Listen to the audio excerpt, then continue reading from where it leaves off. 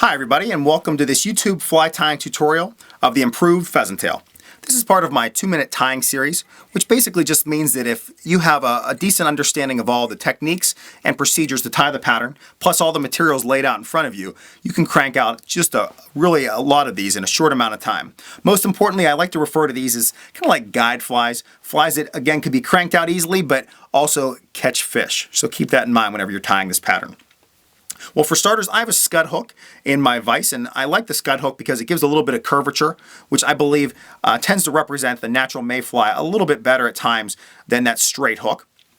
This is a 1 extra short shank. I tie this pattern anywhere between sizes 12 the whole way down to a 24. I have a gold tungsten bead that's paired to match the size of the hook, and I'm using some rusty thread rusty brown 8/0 thread. So the improved part of this pheasant tail comes with the tailing fibers. This material, if you're unfamiliar, is called Coq de Leon. Sometimes it's referred to as CDL. And you'll see this on a lot of Czech-style nymphs. Tyers right now and fishermen really prefer this for 2 reasons. First of all, it's got a great mottled look, similar to mallard, some wood duck flank, in that it just really does represent the natural mayfly tails. But second of all, and more importantly, this is a very durable fiber. So it won't break down and it won't break or tear as easily as some other fibers that are typical in mayfly tailing. So keep that in mind. If you haven't used it, I definitely recommend checking it out. Purchase some of it and just try it out in some of your favorite patterns and see if it works for you. For the tail, I like to just basically make sure that this tail is approximately 1 body length. I'm going to secure it in. And whenever I do finalize the securing part to the hook, I do like to wrap just a little bit down the bend of the shank, again to give it some of that curvature. I'm going to tie in just a piece of small either gold or copper wire, whatever you have at your desk. That's going to be used for ribbing purposes and also to protect the pheasant tail. I'm going to start to wrap this one down now. And then finally I'm going to grab a piece of pheasant tail. I'm going to get this off of a dyed olive pheasant tail. It's got a real nice color to it. What's nice about using Coq de Leon on this pattern, if you have pheasant tail fibers that aren't so great, maybe you're a hunter like me, and some of the fibers that you're getting have some of the tips that are broken off, you don't have to worry about that for this pattern, in that the tips aren't really essential because you just really care about the body of the fiber.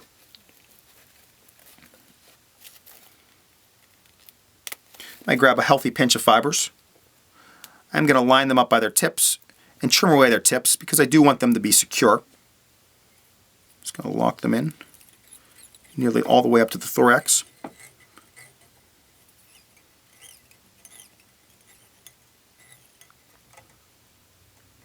Okay. At this point I'm going to grab my material clip. This is my Stonfo material clip. I love this little gadget. This is an Italian-based company, and I use this little thing for pretty much everything around my vise.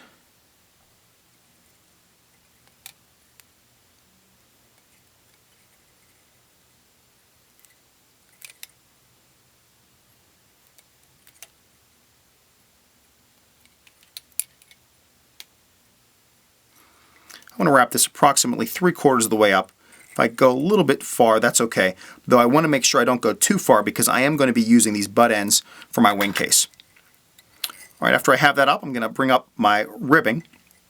Again, I'm going to counter wrap that, so I'm going to go in the opposite direction. I want to make sure my turns are approximately the same distance apart. And by going in the opposite direction, I'm going to be protecting these pheasant tail fibers if anything happens to them.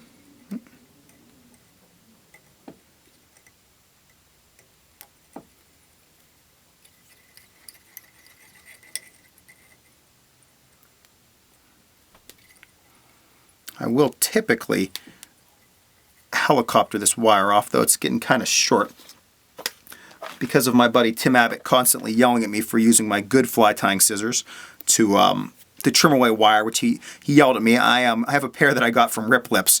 This is a really cool pair of scissors, just heavy duty, and now I tend to use these for all of my wire duties. Alright, now I'm just going to pull these back a little bit. You can see that wire in there, so I'm just going to pinch that wire down. And I just want to wrap back just a hair to create, really like a prominent thorax on this. For the thorax, we're going to use some peacock herl. I might grab a couple pieces of peacock from just right below the eye. Just like with my pheasant tail fibers, I'm going to trim them at their tip ends and tie them in by their tips. Kind of like peacock, these are very gentle fibers.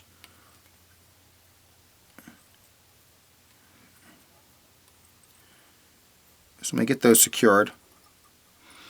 And once I secure them, I'm going to do my best to wrap through them with my thread so that I can give them, again, just a little bit of protection on this. So I'm just going to go through them. You can probably see from this video that I am going to be lashing a few of them down, but not so much it's going to take away the integrity of this fly. Then I'm simply going to extend those fibers forward from the pheasant tail, get a little bit of torque with my thread so I can get those back and away from the head of the fly. Once I get them in there, I'm just going to take a quick peek at the fly, make sure it's the way I want it to be. Lock everything in with one whip finish. Again, just check if there's any final primping I have to do. This would be a great time to do it. My tail looks really nice. The body just looks extremely buggy, and those peacock curl fibers are really just playing out, which are going to look great in the water. If you want to add a little bit of Sally Hansen hard as nails at this stage, you can, though I will say be careful because it's very easy to get glue on those peacock fibers, and if you've done it before, then you know they look terrible when they're matted down with all that glue.